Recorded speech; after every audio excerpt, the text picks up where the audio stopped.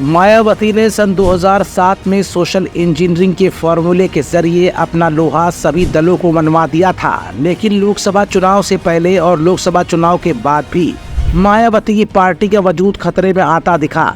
उनका social engineering का formula धरा का धरा रह गया और फिर आ गई मायावती अपने कोर वोटर के मान मुनव्वर पर।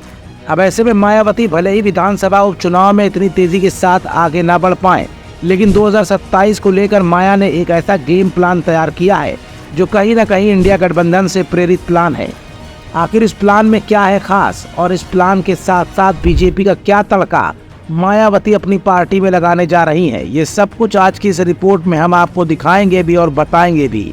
दरअसल हरियाणा में भाजपा शासित सरकार द्वारा लिए गए आरक्षण में वर्गीकरण के फैसले को बसपा ने यूपी में जनता की अदालत में ले जाने का फैसला किया है। उपचुनाव वाली 9 विधानसभा सीटों पर होने वाली चौपालों और सम्मेलनों में इस मसले पर बात की जाएगी। बसपा प्रमुख पहले ही इस फैसले पर ऐतराज जता चुकी हैं और इसे दलितों को बांटने वाला फैसला करार भी दे चुकी हैं। बसपा प्रमुख ने सुप्रीम कोर्ट के आदेश के बाद भी इस पर आपत्ति जताई थी। इस साल के लोकसभा चुनावों में आरक्षण पर हमले और संविधान की रक्षा करने का मसला काफी जोर भी पकड़ा था। इंडिया ब्लॉक की तरफ से उठाई गई इन बातों ने आरक्षित वर्ग को काफी प्रभावित भी किया था। इसका असर ये हुआ था कि बसपा का बेस वोट भी यूपी में उससे खिसक गया था। अब बसपा अपना बेस वोट अपने पाले में करने की जुगत में जुटी हुई है। यही वजह है कि संविधान की रक्षा और आरक्षण को बचाने की बातों को हरियाणा सरकार के फैसले से काउंटर किया जाएगा।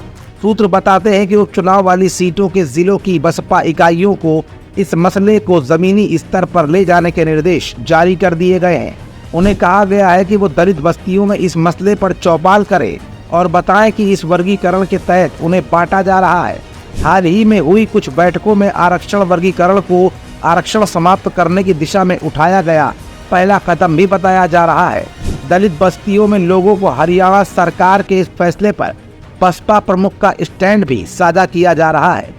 उपचुनाव में 9 सीटों पर इस प्रयोग का असर भांपने के बाद बसपा आगे की रणनीति तैयार करेगी। सूत्र बताते हैं कि बसपा इस मसले को अगर प्रभावी पाती है तो साल 2027 के चुनावों में इस मामले को प्रमुख मुद्दा भी बनाया जाएगा। सूत्र ये भी बता रहे हैं कि बसपा के नेशनल कोऑर्डिनेटर आकाश आनंद भी इस मसले की गंभीरता को भांपते हुए इसे नीचे ले जाने की रणनीति पर काम कर रहे हैं। बैठकों और सम्मेलन के इतर इस मसले को सोशल मीडिया पर भी ले जाने और भाजपा पर हमलावर रहने के मौके के तौर पर देखा जा रहा है। अगर हरियाणा की तरह ही उत्तर प्रदेश में भी दलितों के आरक्षण में वर्गीकरण होता है तो जाटव और पासी के अलावा दूसरी जातियों को ज्यादा अवसर मिल सकते हैं। जानकारों के मुताबिक दलितों में पासी और जाटव ही सबसे ज्यादा प्रभावित हैं। आबादी में ज्यादा होने की वजह से अभी तक आरक्षण का सबसे ज्यादा लाभ भी इन्हीं जातियों को मिलता रहा है, लेकिन आबादी में कम संख्या वाली जातियां जैसे धानुक, खटिक और कोरी जैसों को कम ही अवसर मिलते हैं। वर्गीकरण का लाभ आबादी में कम संख्या वाली जातियों के हिस्से जाने का अनुमान लगाया जा रहा है। तो अब तक इस खबर के जरिए आप समझ ही गए होंगे कि मतलब साफ है कि मायावती 2027 के विधानसभा चुनाव से पहले बांटे जा रहे वोट बैंक को लेकर अब सक्रिय और संजीदा भी नजर आ रही हैं। अब देखना यह है कि इंडिया गठबंधन का गेम प्लान बसपा में आजमा कर मायावती 2027 की पिच पर किस तरह से अपनी फील्डिंग को मजबूत करती हैं।